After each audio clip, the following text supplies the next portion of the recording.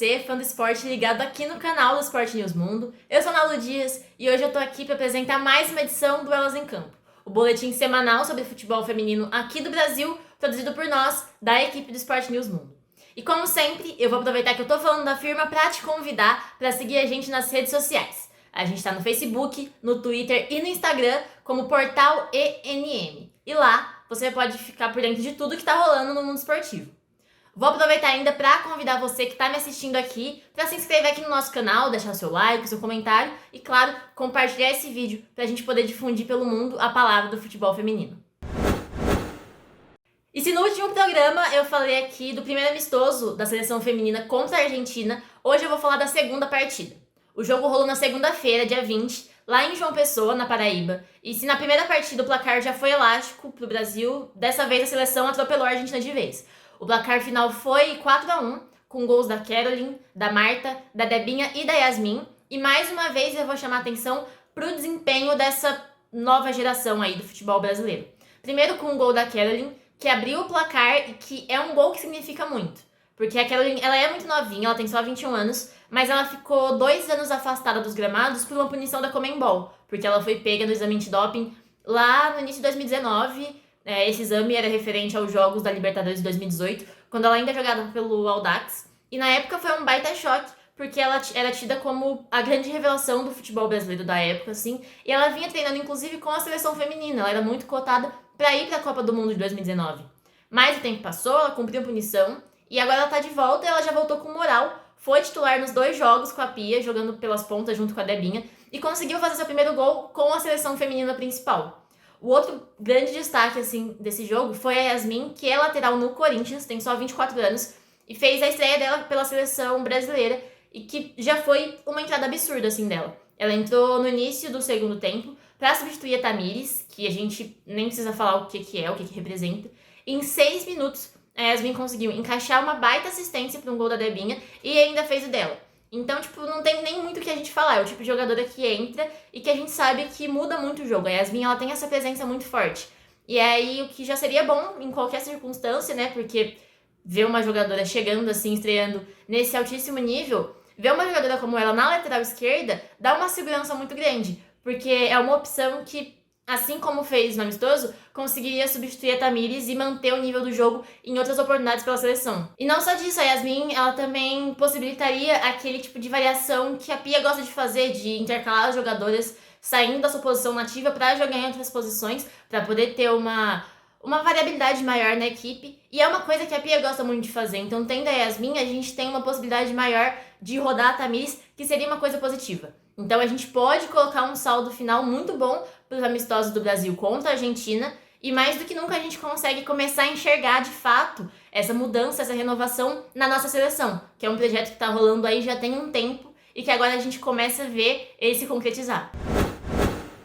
E se eu falei da seleção brasileira, agora eu vou mudar um pouquinho a pauta para o Campeonato Brasileiro. A gente já falou aqui no último programa que rola nesse domingo, dia 26 de setembro, a grande final entre o Corinthians e o Palmeiras lá na Neoquímica Arena. O Corinthians chega com vantagem, porque fez 1-0 no jogo de ida lá no Allianz Parque. E a gente tem uma novidade muito bacana para esse jogo, que a Edna Alves e a Neuza Bach, elas vão estar presentes e vão fazer parte da arbitragem dessa partida. Elas que já fizeram história de diversas formas possíveis, inclusive sendo as primeiras mulheres a compor o quadro de arbitragem do Mundial de Clubes da FIFA, isso lá em 2020, elas vão comandar a grande final do Brasileirão Feminino. E dessa vez a equipe vai ser inteiramente composta por mulheres, desde o comando da Edna lá em campo, até o VAR, que vai ser comandado pela Daiane Carolina Muniz dos Santos. Então é um momento muito importante que a gente vai ter uma equipe de arbitragem desse tamanho, dessa proporção gigantesca, participando de um momento de consolidação da modalidade aqui no nosso país.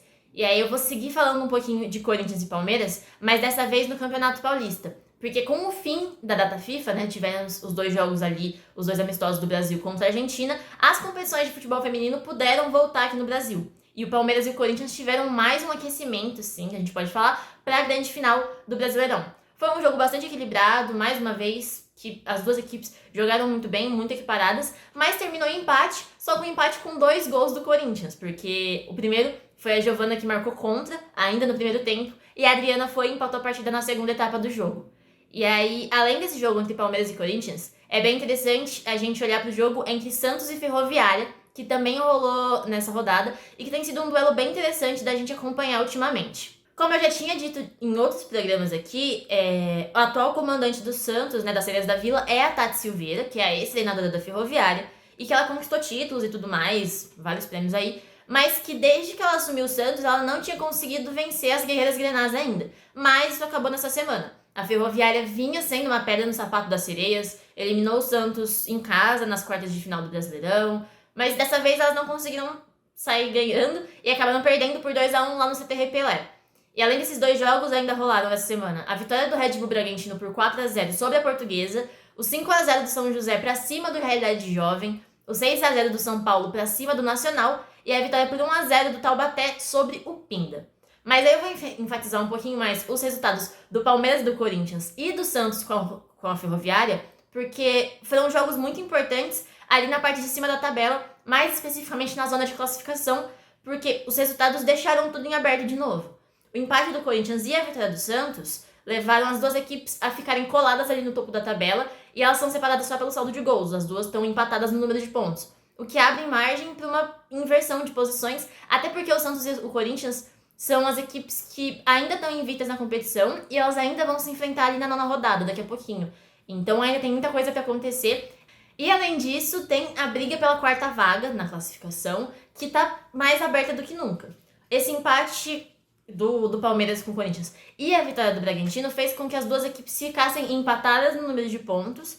Elas têm um saldo de gols muito próximo ali e, além disso, elas vão se enfrentar nessa próxima rodada.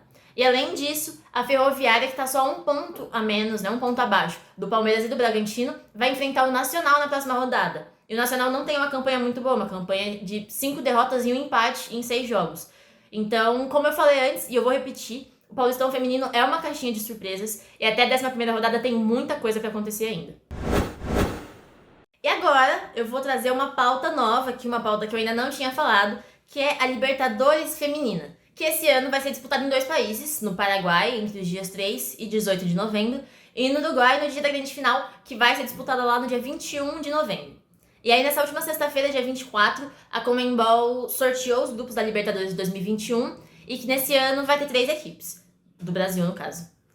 Vai ter 3 equipes só, a Libertadores. Não sei se eu... Que idiota. E nessa sexta-feira, dia 24 de setembro, a Conmebol sorteou os grupos da Libertadores 2021 e que nesse ano vai ter 3 equipes brasileiras. A Ferroviária, que é a atual campeã da Libertadores, o Corinthians, que é campeão brasileiro, e o Kinderman, que foi vice do Brasileirão 2020. Essa vai ser a 13ª edição do torneio, vai ser composta por 16 equipes e que vai passar pela fase de grupos, como sempre, as quartas de final, a semi e, claro, a grande decisão para ver quem vai levar o título da Libertadores 2021.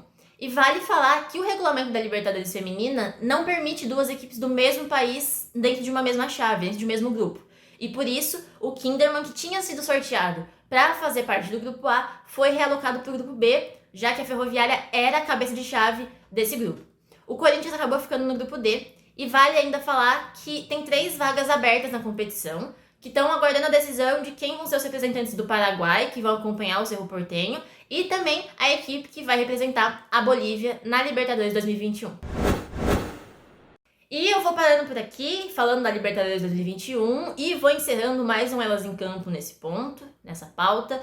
Como sempre, eu vou aproveitar o momento para lembrar que nós estamos no Facebook, no Twitter e no Instagram com o portal ENM. Então segue a gente para poder ficar por dentro de tudo que está rolando no mundo esportivo. Além, é claro, de se inscrever aqui no nosso canal, deixar o seu like, o seu comentário e compartilhar esse vídeo para a gente poder difundir a palavra do futebol feminino por todo esse mundão. Na próxima semana a gente vai vir aí com os resultados do Brasileirão Feminino, finalmente descobrir quem se sagrou a grande campeã, se foi o Corinthians ou o Palmeiras. A gente vai ter mais uma rodada do Paulista, que vai ter mudado muita coisa, vai ter mexido bastante ali na estrutura do campeonato. E é isso, é sempre bom a gente lembrar que o futebol feminino existe, ele resiste, e ele vai se fortalecer e conquistar o seu espaço cada dia mais. Eu vou ficando por aqui, agradeço gigantemente você que ficou até aqui comigo, e a gente se vê no próximo programa.